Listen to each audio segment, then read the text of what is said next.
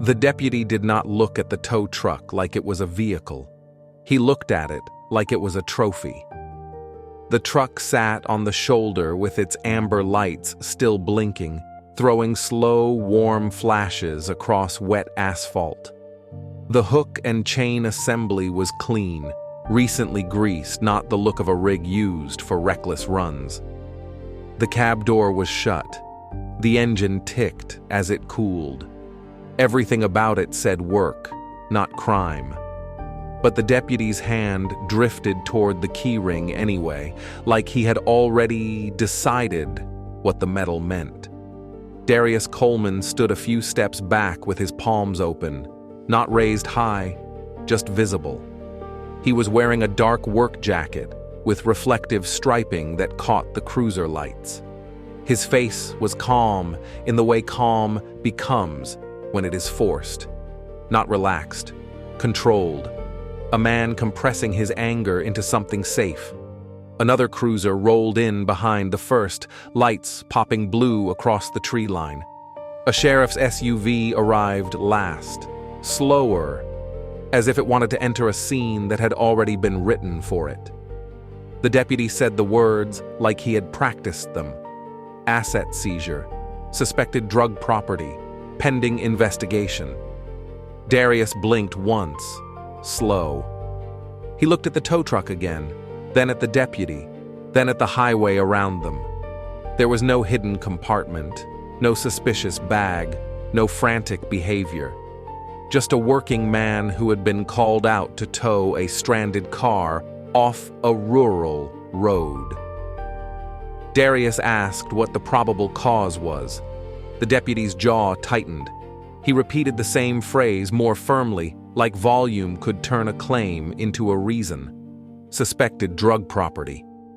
Then, the deputy reached for the driver's door handle. Darius stepped forward half a step on instinct, not aggressive, just protective. That was his livelihood. That was his contract rig. That was his insurance policy. That was his rent, his child support, his employees' paychecks, all built into a diesel engine and a set of hydraulics. The deputy's hand lifted toward his holster. Not drawn, not yet. But the message was clear. Darius stopped moving. He felt the edge of the trap. On that shoulder, in that light, the wrong facial expression could become resisting. The wrong sentence could become disorderly. The wrong breath could become a threat. So, he did what he had learned to do. He made his body smaller without shrinking his dignity. He asked again, slower, for the reason. The deputy pointed toward the car Darius had just loaded onto the flatbed. A compact sedan, older, with a cracked taillight and a dented rear bumper. The driver was nowhere in sight, already picked up by someone else after the breakdown. Darius had barely spoken to him. Quick signature, quick tow, move the road hazard. That was all. The deputy said the sedan was linked to narcotics activity. Darius said he did not know the driver. He was a mechanic and a tow operator. He responded to calls dispatched through a roadside assistance program. He had a digital record of the assignment. The deputy did not ask for it. Instead, the deputy asked where Darius was headed after the tow. Darius told him the impound lot. The deputy asked why Darius was on this road. Darius told him it was the pickup location on the dispatch. The deputy asked how long Darius had known the driver. Darius repeated he did not know him. The deputy's eyes did that thing eyes do when they are not listening. They were searching for a crack, a slip, a stutter. Darius felt the humiliation rising, hot and dangerous. Then he remembered the small black rectangle stuck to the top of his windshield, just behind the rearview mirror, his dashcam. He installed it after a driver once accused him of damaging a car during a tow. He installed it after a contractor claimed Darius arrived late when he had arrived on time. He installed it because people lied and cameras were quieter than arguments. Right now the Dashcam was rolling. Darius did not mention it. Not yet. The deputy ordered Darius to hand over the keys. When Darius hesitated for a fraction of a second, the deputy's tone sharpened. He said the truck was being seized under civil asset forfeiture pending investigation.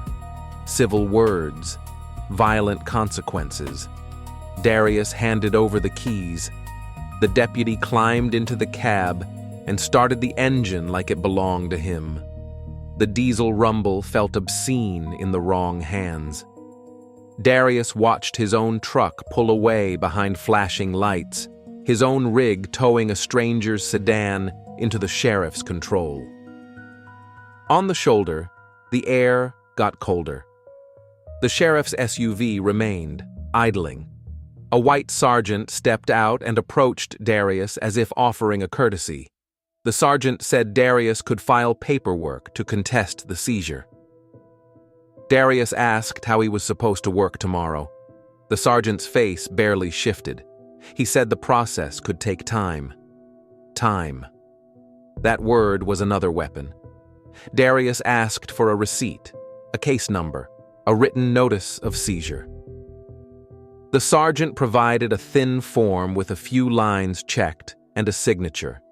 It listed the truck, the plate number, and a generic reason referencing suspected narcotics. Darius's throat tightened. That form was not just paper. It was a lever that could collapse his business if he did not move fast. He drove home that night in his old backup pickup, a battered thing he kept for emergencies, and he felt like someone had stolen his spine. The tow truck was how he paid everything. The backup pickup was how he failed slowly. At home, he sat at his kitchen table under a buzzing light and opened his laptop. He pulled up his dispatch records.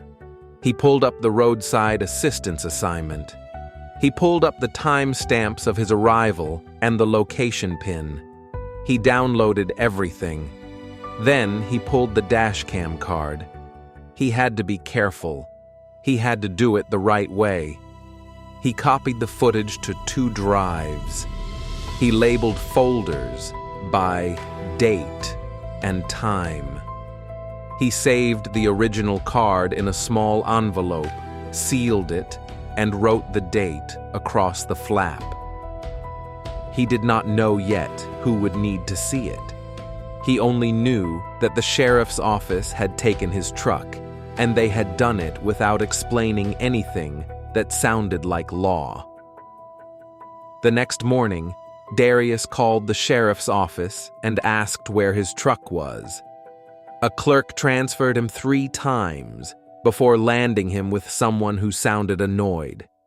The person told him the truck was being held as evidence. The person said the drug task unit had flagged the sedan. The person said that the truck was used to transport the sedan, therefore it was connected. Darius asked for a hearing. The person said civil forfeiture did not work like criminal court. There was an administrative process. Darius would have to file a claim. There would be deadlines. There would be fees, more teeth. Darius asked if he was being charged with anything. The person said no. Darius asked if anyone had found drugs in his truck. The person said that was not the point. Darius stared at the phone like it had insulted him.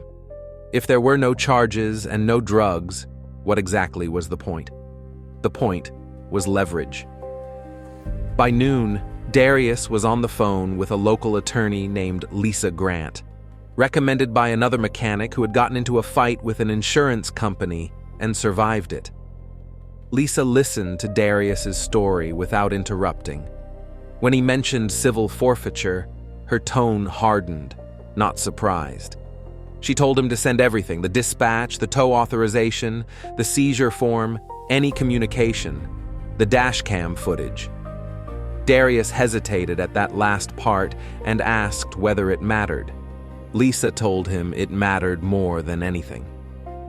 A week later, the sheriff's office could tell any story it wanted, but video, if preserved properly, could force a story to stay inside reality. Darius sent the footage. Lisa called him back after watching it. Her voice was quieter now, the way quiet becomes when something has just turned. The dashcam showed more than Darius realized. It showed Darius arriving at the breakdown location. It showed him speaking briefly with the driver, not friendly, not familiar, just transactional. It showed the driver signing digitally and leaving, picked up by another vehicle. It showed Darius loading the sedan with standard procedure using straps, checking clearance, documenting damage with quick phone photos that were also time-stamped. Then, minutes later, it showed the first cruiser pulling in behind him with lights. It showed the deputy stepping up and immediately shifting into seizure language. And it captured something that would make a jury lean forward. Before the deputy ever mentioned drugs, before any explanation, before any request for records, the deputy walked around the truck and pointed his flashlight directly at the dashcam, pausing for a beat as if recognizing it. Then the deputy moved slightly out of view and reached up toward the windshield. The footage jolted for a second. Then it stabilized again. The deputy had touched the dashcam mount, not ripping it off, not disabling it, but testing it, checking it, confirming it was there. Lisa said that detail mattered because it showed intent.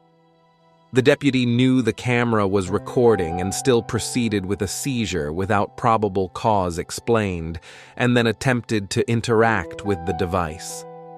Lisa asked Darius whether the dash cam had a rear camera too. Darius said yes. It filmed behind the truck. Lisa told him to pull the rear footage. Darius did and sent it. The rear view showed the deputy's hand lingering near the cab door, and then, later, another deputy opening the passenger side door and leaning into the cab for a few seconds while Darius was kept on the shoulder, leaning in.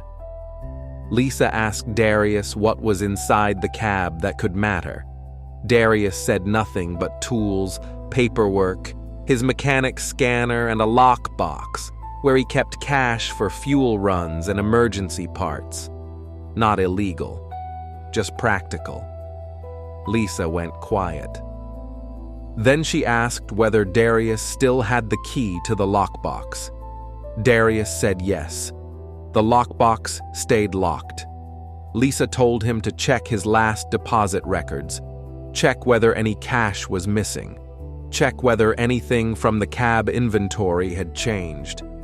Darius felt sick. He did not want to believe it, but he also knew how that road shoulder had felt, how the deputy looked at the truck, how the questions were wrong, how the whole thing carried a scent of opportunism. Darius checked. He had logged his cash box the week before, a habit. He used that money to buy parts quickly when customers paid cash and needed immediate repairs. His log did not match what he remembered last seeing. It was light, not empty, but lighter. Not enough to prove theft cleanly without records. Enough to be suspicious. Lisa told him to stop touching anything else and to document what he could. She told him to keep his log and bank deposits ready. She told him to write down, while memory was still sharp, what was in the cab. Then she told him the next part. If the sheriff's office wanted to treat the truck as drug property, they would try to force a settlement. They would suggest Darius could get it back by paying a fee. They would make it expensive to fight. They would make him desperate enough to accept a deal. But if the video showed misconduct, the case could flip. Lisa filed the claim to contest the seizure. She filed it immediately with proof of timely submission. She demanded a prompt hearing. She demanded preservation of all body cam footage from every deputy on scene and all dispatch communications that triggered the stop. She also sent a preservation letter for the tow truck itself. Do not alter. Do not search without documenting. Do not access the cab without recording. The sheriff's office responded with a delay. They tried to schedule a hearing weeks out. Lisa filed a motion for expedited review based on the fact that the truck was Darius's livelihood and that the seizure was causing irreparable harm. She included documentation of Darius's business income and the contracts he would lose. The judge granted an early hearing date, not because the judge felt sorry, because procedure mattered when someone forced it to matter. In the meantime, Darius lost work. Customers called. He had to decline. Roadside assistance assignments were rerouted to other operators.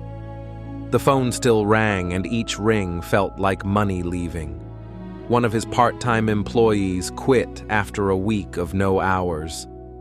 Asha, Darius's sister, helped him cover a few bills, but pride turned sour in his mouth every time he accepted help.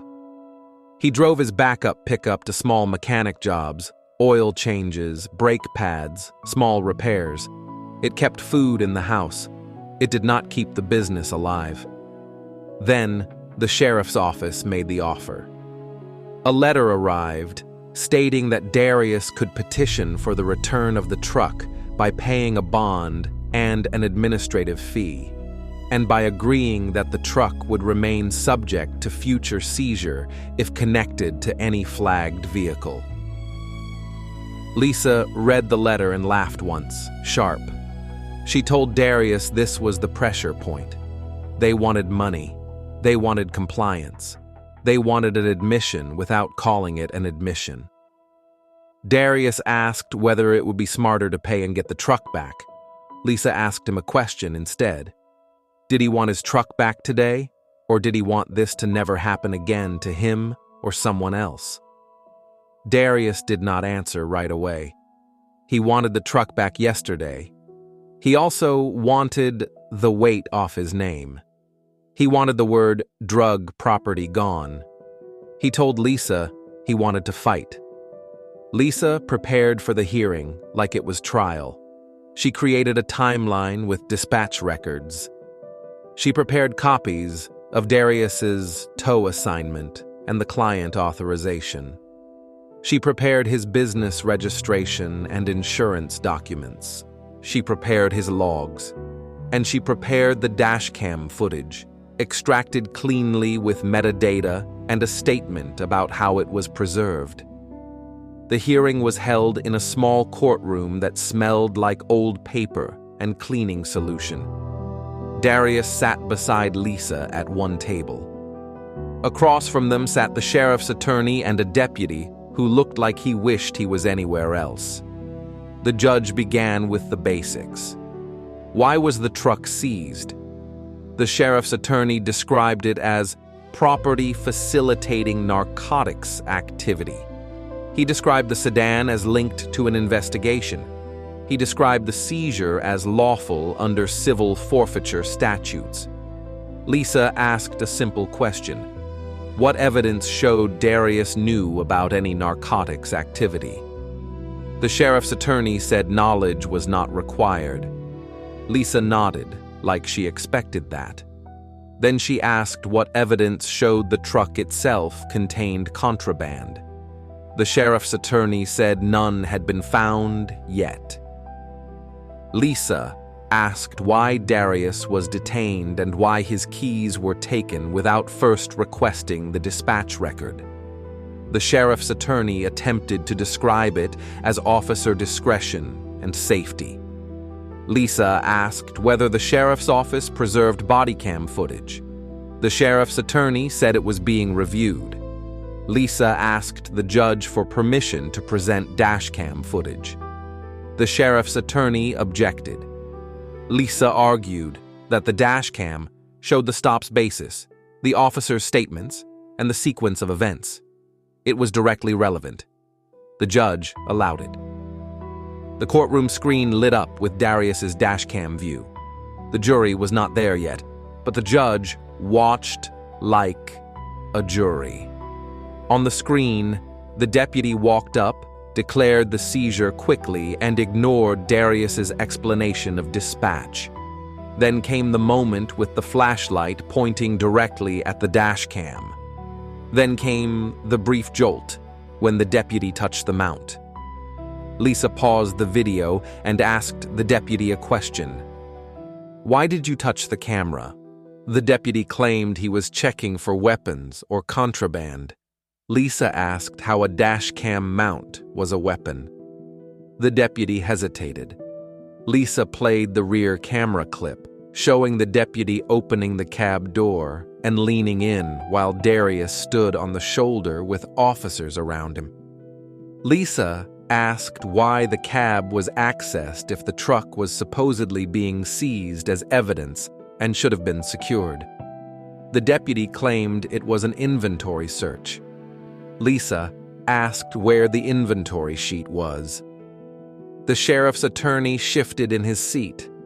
The deputy said he did not have it with him. Lisa asked whether the inventory search was recorded on body cam. The sheriff's attorney said they would have to check. The judge's expression tightened. The judge asked the sheriff's attorney why the office had not provided body cam footage in response to the preservation request. The sheriff's attorney said there were administrative delays. The judge asked for a deadline. The sheriff's attorney gave one. The judge ordered it. The hearing ended with the judge ordering the sheriff's office to produce all body cam footage and dispatch records, and to provide a written justification for the seizure, including the factual basis linking the tow truck to narcotics activity. The judge also ordered the truck to remain in secure storage and prohibited any further search or access without proper documentation until the next hearing. Darius walked out into the courthouse hallway feeling both relief and dread. Relief because the judge had seen the video. Dread because now the sheriff's office had to respond, and powerful systems did not like being cornered by a camera. Within days, the sheriff's attorney sent a new offer. Return the truck immediately, drop the seizure, no bond, no fee, if Darius agreed to dismiss his claim and sign a release. A release meant no lawsuit, no complaint, no public record of misconduct.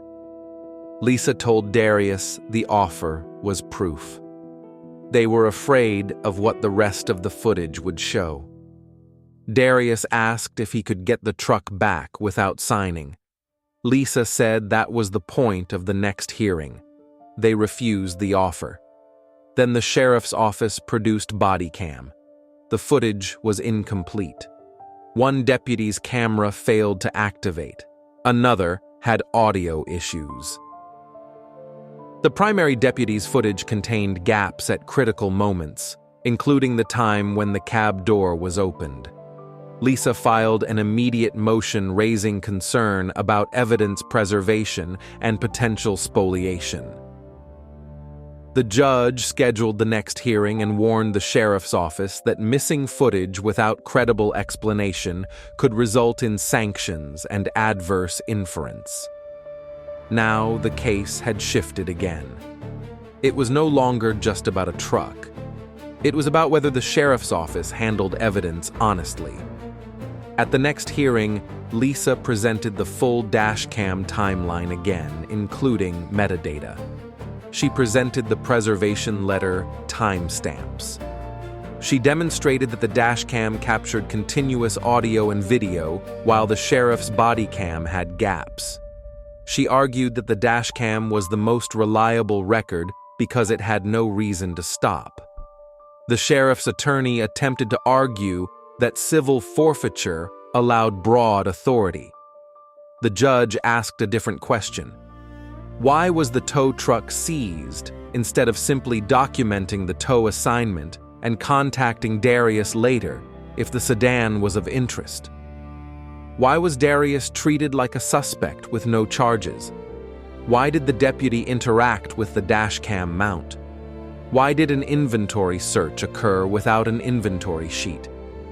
Why was body cam incomplete after preservation notice? The sheriff's attorney had no clean answers. The judge ordered the immediate return of Darius's tow truck. The judge also ordered the sheriff's office to reimburse Darius's documented losses related to the wrongful seizure pending further proceedings, and allowed Lisa to pursue sanctions related to missing body cam footage. Outside the courtroom, Darius's knees felt weak for the first time in weeks. He did not celebrate loudly. He did not gloat. He simply breathed, deep, like a person who had been underwater. But the case did not end with the truck's return. Lisa filed a civil complaint alleging unlawful seizure, due process violations, and misconduct. She referenced the dashcam footage showing the deputy's focus on the camera and the unauthorized cab access. She referenced the missing body cam gaps after preservation notice. The sheriff's office attempted to settle quietly again. Lisa refused unless the settlement included policy changes, mandatory inventory forms, strict body cam activation, documented justification for forfeiture seizures, and an external review of the department's forfeiture practices. The sheriff's office resisted. Then, the story reached a jury. Not a criminal trial, but a civil case where Darius's dashcam would be shown to ordinary people asked to decide whether the sheriff's office acted reasonably. On the first day of jury selection, Darius sat in a suit that felt unfamiliar. His hands looked larger than he remembered in that setting. He kept them on his knees, steady. The sheriff's attorney tried to frame the case as law enforcement doing its job in a dangerous drug corridor. Lisa framed it as a working man being stripped of his livelihood without cause. When the dashcam footage played for the jury, the room shifted. Jurors leaned forward at the moment the deputy's flashlight centered on the camera. They leaned forward again when the mount was touched. They leaned forward again when the rear camera showed the cab door opening and the lean-in. The footage did what footage always did. It removed the luxury of interpretation.